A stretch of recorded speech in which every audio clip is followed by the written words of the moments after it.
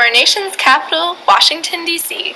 Good afternoon from the city by the bay, San Francisco, California. And good morning and aloha from Honolulu, Hawaii. Today we have a special treat for you, our loyal listeners. Hannah, Paige, and I will be discussing the current state of the nation in terms of gross domestic product, unemployment, and inflation. We now go to Hannah, our unemployment enthusiast. Thanks, Rachel. I'm joining you from the Aloha State, Honolulu, Hawaii, to explain the unemployment rate and what this means to all of you. Released monthly by the Bureau of Labor Statistics, the unemployment rate is a popular subject in the nightly news. More precisely, unemployed workers are people who are able to work, have actively looked for work in the past 4 weeks, but have not found or taken a job or been recalled to a previous job. Economists study the unemployment rate to determine the percentage of Americans that are unemployed and then arrive at the national average. However, this statistic does not account for the Americans who are underemployed, not making full use of their skills and abilities. It is estimated that currently 12.1 million Americans are unemployed, a national percentage of 7.6% in March of 2013. Unemployment doesn't just harm the people who are out of work. Economists warn that it is also harmful to society overall because it represents unused resources. The people who cannot find jobs represent goods and services that are not being produced. Contrary to popular belief, this rate represents the people who are actively seeking a job.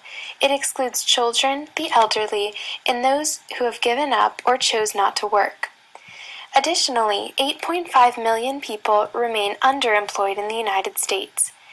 The most recently reported information from the Bureau of Labor Statistics reveals that employment grew in professional and business services and in healthcare, but declined in retail trade. Comparatively, the unemployment rates in January of 2011, 2012, and 2013 show an increase in employment and are 9.1, 8.3, and 7.9 respectively. This steady fall highlights the fact that the U.S. economy is looking hopeful. To further emphasize this point, we can look at the Bureau of Statistics from 1932.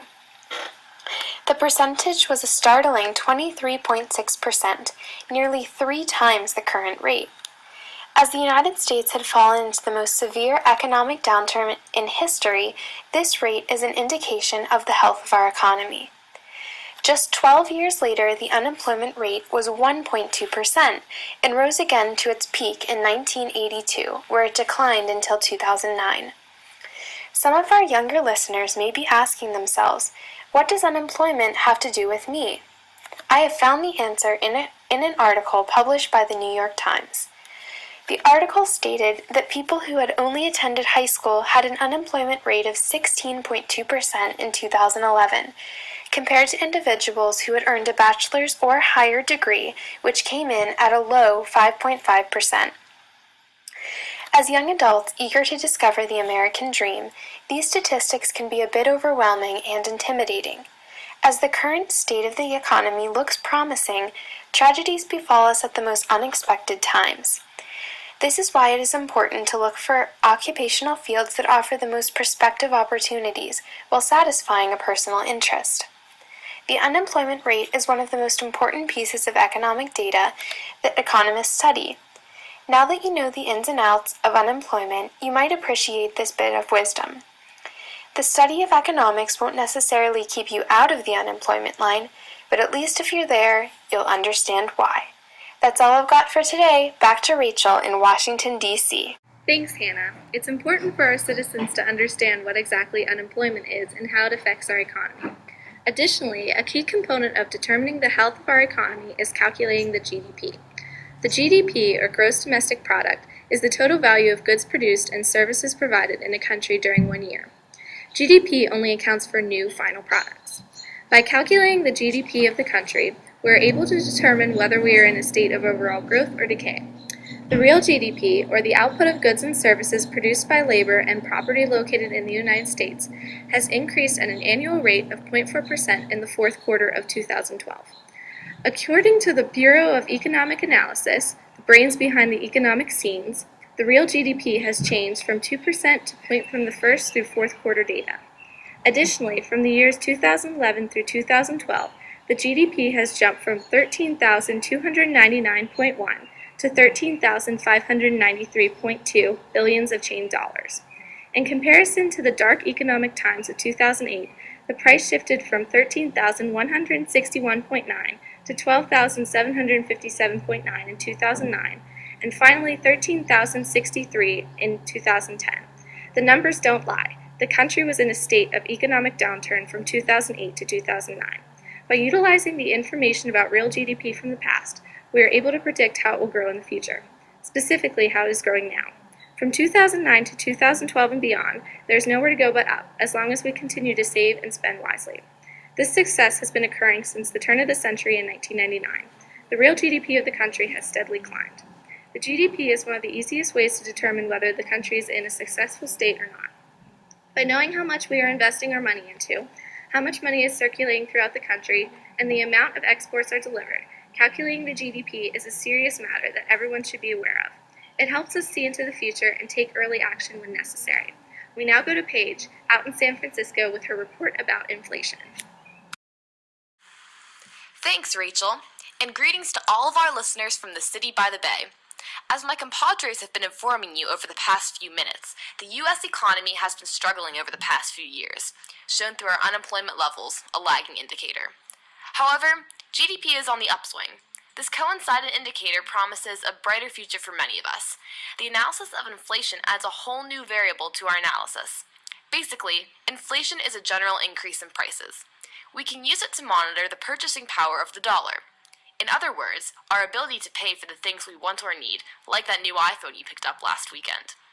Inflation is analyzed by comparing the prices of specific groups of items today with their original prices from a base year. It's measured using a price index, such as the Consumer Price Index, or CPI, which looks at the price levels of a standard group of goods that the average person buys. For example, back in the 1800s, families could get by on a few dollars every week. Now, that barely gets you a snack off the McDonald's dollar menu. The current inflation rate as of March 2013 is 1.5%. The current base year is 1982 to 1984, with a CPI reference base of 100. This is a healthy level of inflation. The economy is growing, but not at an alarming rate.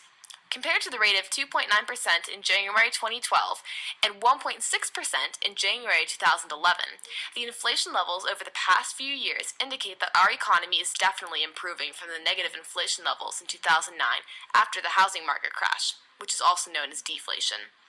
This is much better than the inflation rates that spiked up during the energy crisis of the late 70s and early 80s. In March of 1980, inflation was at 14.8%. And compared to inflation levels during the poster child of economic issues, the Great Depression, we haven't made.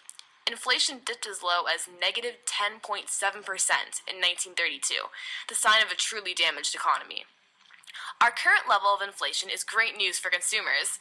This means that there is no significant increase in the money supply, no huge gap between demand and supply, and no cause for producers to raise prices. We can all rest assured that our purchasing power won't be hampered anytime soon, supposing there is no looming crisis. Based on the healthy levels of inflation, increasing GDP, and slightly lower levels of unemployment, we can safely predict that the economy of the good old US of A is hopefully beginning a period of expansion. We discussed how the unemployment rate, GDP, and inflation have influenced our economy in both positive and negative ways. One thing is for sure, knowledge is power. Being educated about the state of our economy is one of the most important things a young person can do to stay involved. From all of us here at Channel 4's morning, afternoon, and nightly news, Thanks for listening. Tune in next time when we discuss the next internet sensation, Korea's shining star, Psy.